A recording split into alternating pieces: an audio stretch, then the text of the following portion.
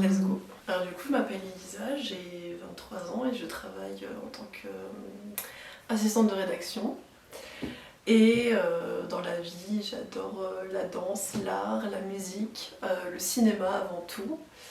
Et aujourd'hui, je suis là pour parler de Mylène Farmer, une des artistes de ma vie, qui a changé ma vie pour toujours. Alors, je m'appelle Adélaïde, j'ai 22 ans et je suis libraire, donc depuis maintenant 2 ans et quelques. Et j'aime plein de trucs dans la vie, j'aime bien peindre, j'aime bien dessiner, j'aime bien lire. Logique, je suis libraire.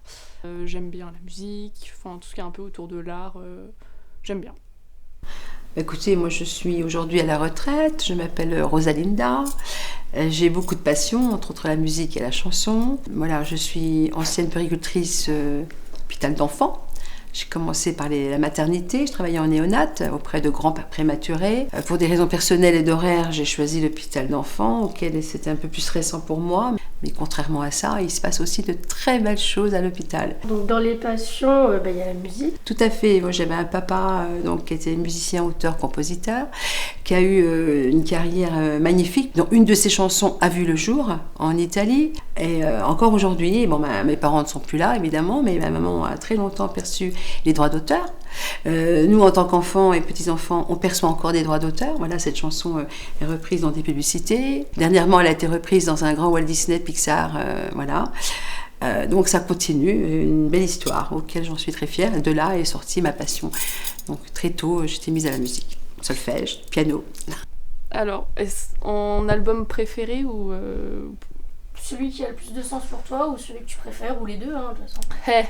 Cette question, elle est horrible, évidemment.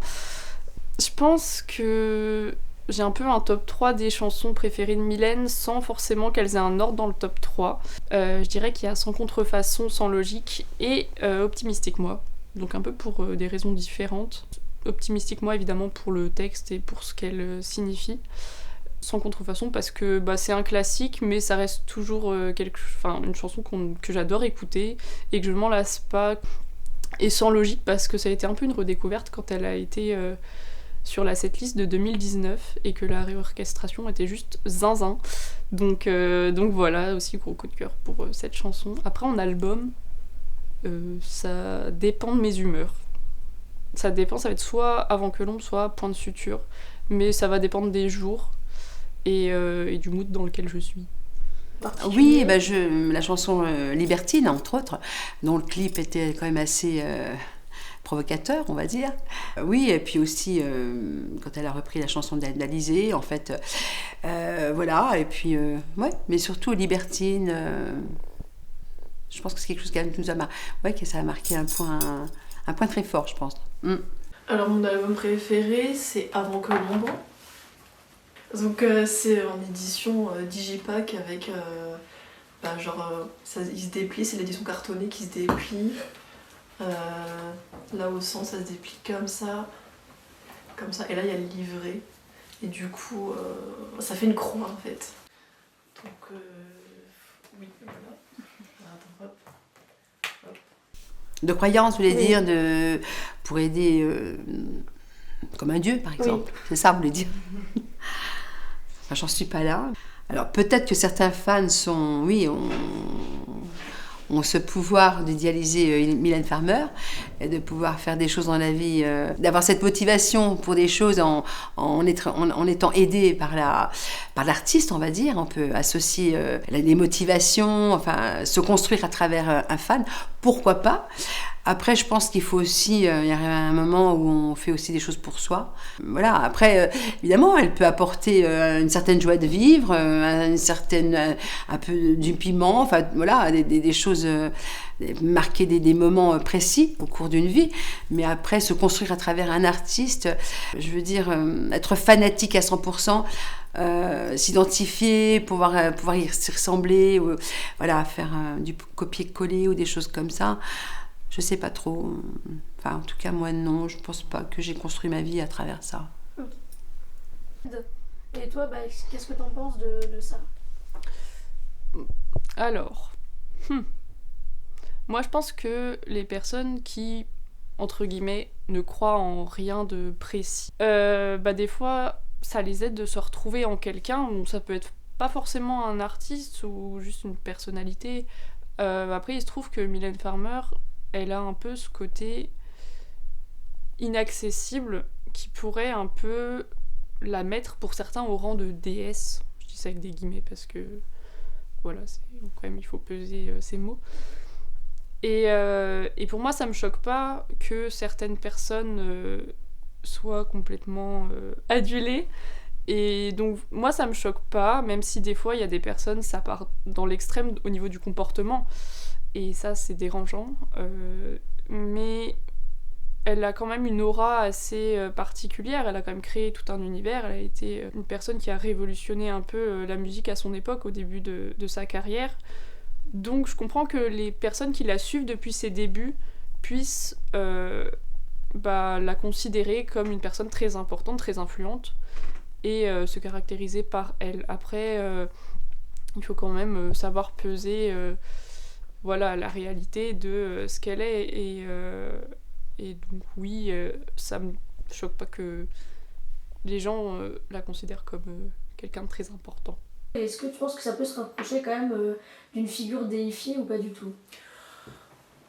Alors, peut-être pour les personnes qui sont un peu dans le gain un peu plus poussé, un peu plus extrême, si je puis dire. Mais de toute façon, les personnes non croyantes, je pense que si elles traversent une période compliquée, quelle qu'elle soit, se raccrocher à un artiste, ou une artiste, ça va les aider à avancer tout comme si elles ne traversent pas de période compliquée, mais juste se dire que y a telle ou telle personne qui produit un art particulier, qui met peut-être des mots sur ce qu'elles ressentent, ça peut contribuer à leur bien-être ou les aider. Moi je pense que les idoles participent à la guérison de nos maux. Alors je sais que ça peut être discutable et discuté, mais je pense en tout cas qu'elles ont ce rôle-là.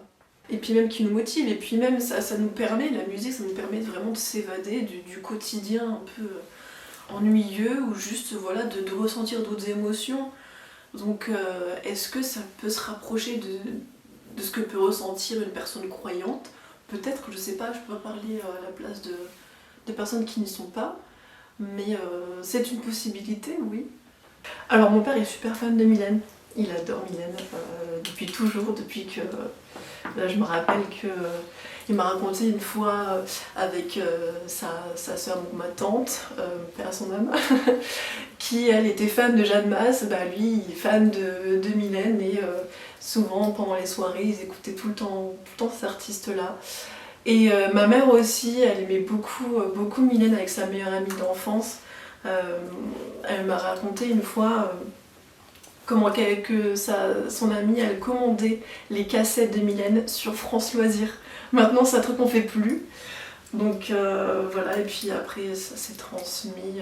Je sais que petite, mon père il me faisait regarder les clips de Désenchanté et de Sans Contrefaçon quand ça passait à la télé ou sur l'ordinateur. Donc j'étais vraiment bercée assez tôt avec son art, quoi.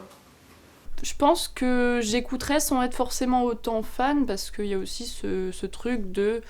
là, maintenant, quand je l'écoute, ça me rappelle des souvenirs de quand j'étais petite, que je regardais les concerts à la télé avec mon papa, quand on regardait les clips sur YouTube avec mon papa, pareil. Donc je pense que j'écouterais pas autant si j'avais pas écouté étant petite. Et que ça a un peu quand même joué dans le fait que je suis devenue un peu une giga fan. Alors, une grande histoire d'amour, effectivement, mais tout a commencé, c'est par rapport à ma fille, ma petite première. Donc, mon aînée, justement, à l'âge de 13 ans, on lui a offert, lors d'une boum, à l'époque. Aujourd'hui, ma fille a 45 ans, donc voilà, ça ramène quelques années en arrière. En fait, on lui a offert un 45 tours. Donc, je crois que, je sais plus, c'était pourvu qu'elle soit douce, si mes souvenirs sont bons. Et de là, elle est tombée complètement amoureuse de Mylène Farmer. Voilà, elle était une jeune adolescente auquel elle s'est identifiée aussi à travers Mylène Farmer. Et donc voilà, donc ce disque est passé en boucle beaucoup à la maison. On l'a beaucoup entendu. Et de là, j'ai apprécié aussi la chanteuse, bien que j'avais mes goûts musicaux, j'avais mes centres d'intérêt. J'aimais beaucoup à l'époque d'autres choses, mais on a découvert Mylène Farmer, et voilà, une belle artiste avec beaucoup de talent. Et voilà, donc curieuse un peu de découvrir la chanteuse. Alors, le fait qu'elle soit mystérieuse, ça ajoute quelque chose, je trouve, d'unique à chaque fois qu'on la voit apparaître, en fait. À chaque fois qu'on la voit, on en profite 1000 fois plus, je pense, que si on la voyait tous les jours sur les plateaux télé, à faire des interviews. Du coup, ces moments-là, c'est précieux, et on s'y attache beaucoup plus, plutôt que si on pouvait la voir, donc dans tous les magazines, tout le temps.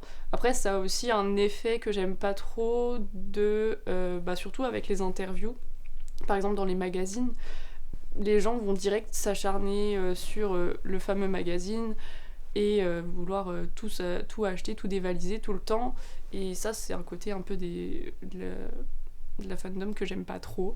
Ce côté de tout est hyper collector, tout est hyper précieux, alors que ce qui est précieux, c'est les moments qu'elle nous partage et pas les objets, les choses, même si, bon, il y a certaines choses que, voilà, c'est pour le plaisir d'avoir, et je comprends, mais il y en a qui en profitent pour... justement racheter des choses, les revendre ultra cher et parce qu'ils savent que tout le monde n'a pas pu les avoir, et ça me désole un peu dans le fandom de Mylène Farmer en tout cas. Qu'est-ce que vous en avez pensé de cet aspect mystérieux peut-être dans son personnage sur scène? C'est toujours atypique. Le dernier concert que ma fille a été voir, elle est arrivée dans un cercueil de verre, complètement transparent. Là, cette fois-ci, elle est remontée dans une cage. On ne sait pas où elle a été. C'était une espèce d'ascenseur. Toutes les scènes étaient magiques. Voilà, c'est toujours... et comme je vous dis, c'est toujours... ça s'arrête et on a toujours un goût de reviens-y. C'est-à-dire, on n'en a pas trop. On a juste on se régale du moment. On en voudrait plus, mais justement, voilà, c'est dosé. C'est dosé pour mieux apprécier, pour aller découvrir la suite, pour s'empresser d'aller sur YouTube ou sur Internet ou aller acheter le CD. Voilà, ça a toujours ce petit goût de trop peu, on va dire, auquel on n'a pas envie, justement. On n'est pas gavé, je veux dire. On a toujours ce goût de...